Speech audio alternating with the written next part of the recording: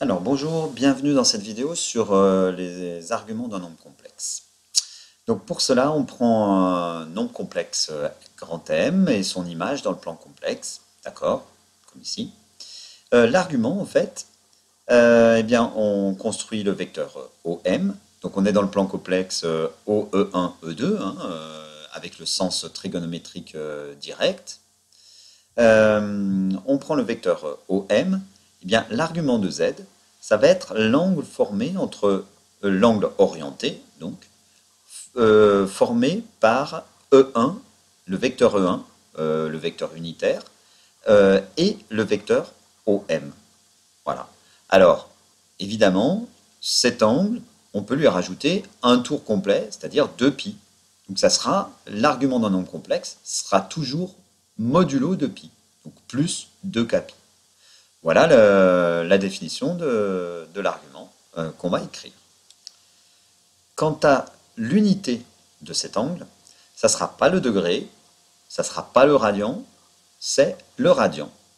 On est, je vous rappelle, avec toutes les définitions autour du cercle trigonométrique. Cercle trigonométrique de rayon donc 1 et avec le sens trigonométrique direct, c'est le sens anti-horaire, le sens inverse des aiguilles d'une montre.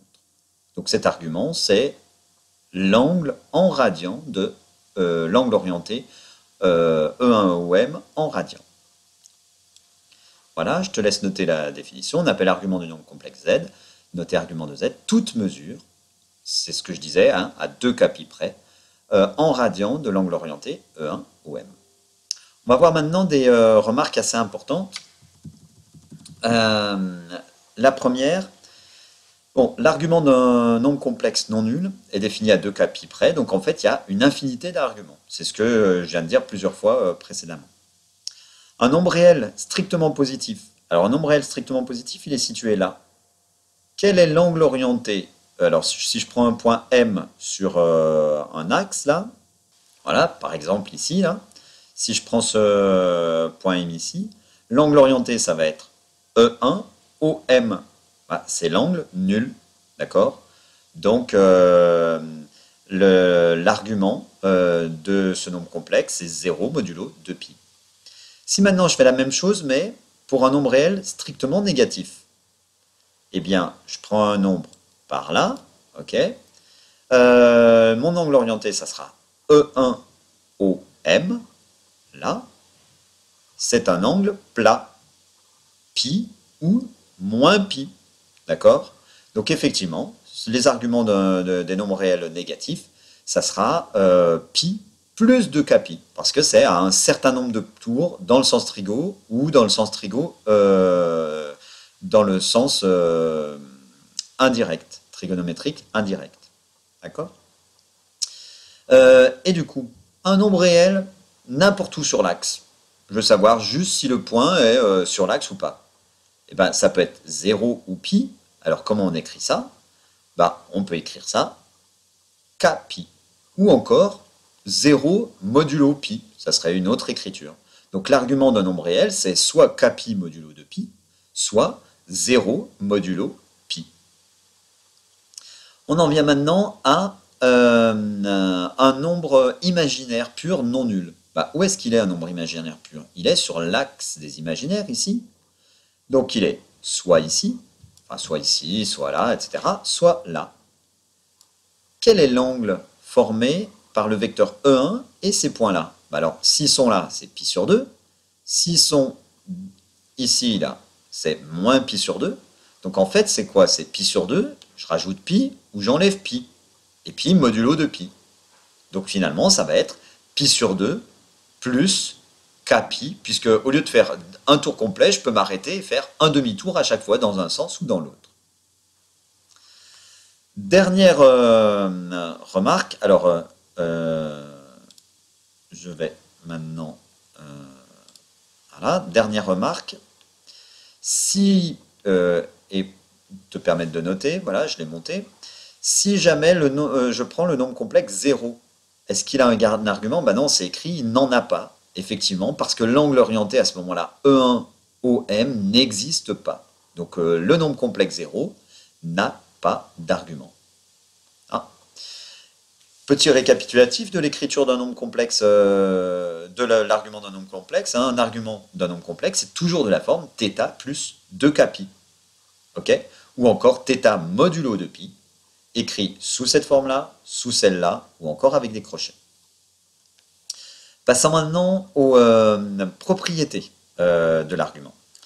Alors, je prends deux nombres. Je prends d'abord un nombre complexe, m, d'affixe z dans le plan complexe, d'argument z.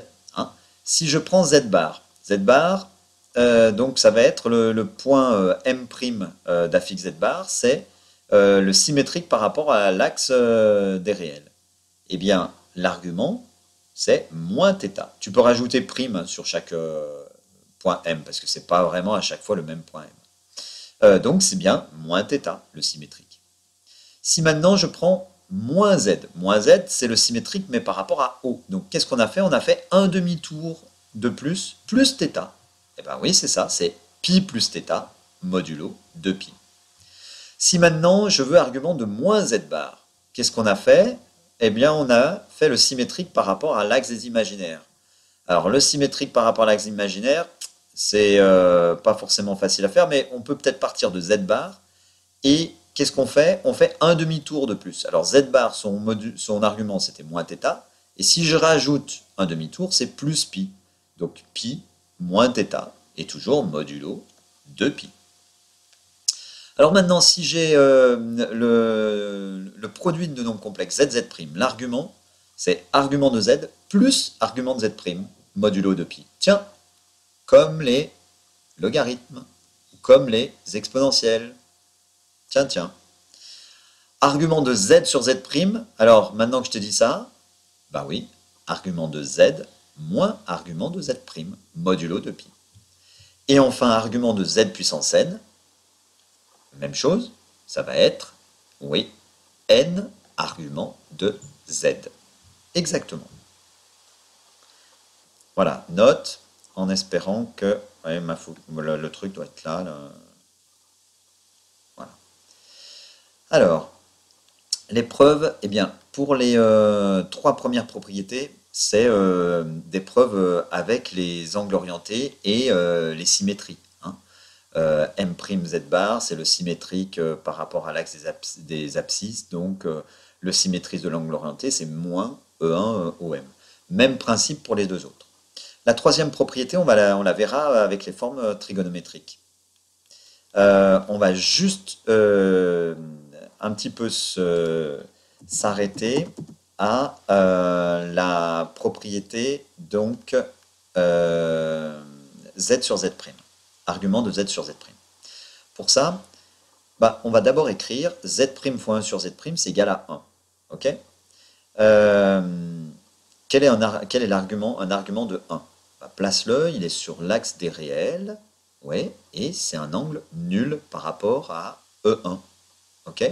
E1 au I, si j'appelle I le point d'affixe 1, c'est 0. Maintenant,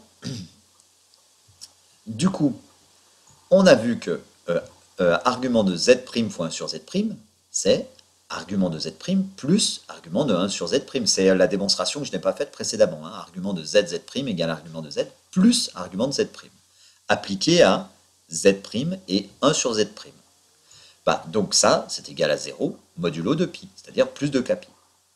Du coup, argument de z', de 1 sur z', argument de 1 sur z', c'est moins argument de z', plus de kπ.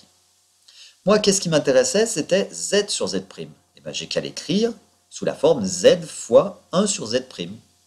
En utilisant la troisième propriété, ça me fait argument de z plus argument de 1 sur z'. Et argument de 1 sur z', on vient de démontrer que c'était moins argument de z'. Donc ça fait argument de z moins argument de z' plus de kπ. Donc à 2 pi près toujours. Pour la quatrième propriété, argument de z puissance n, on va faire une récurrence en utilisant pour la cinquième propriété, on va faire une récurrence en utilisant la quatrième, c'est-à-dire on va décomposer argument de z puissance n en argument de z fois argument de z puissance n-1 et utiliser la troisième propriété. Voilà. Je te laisse la faire et puis me la montrer. d'accord, ou en parler. Voilà. Eh bien, la vidéo suivante, ça sera sur la forme trigonométrique. Maintenant qu'on a le module et l'argument, on va pouvoir parler de forme trigonométrique. À bientôt!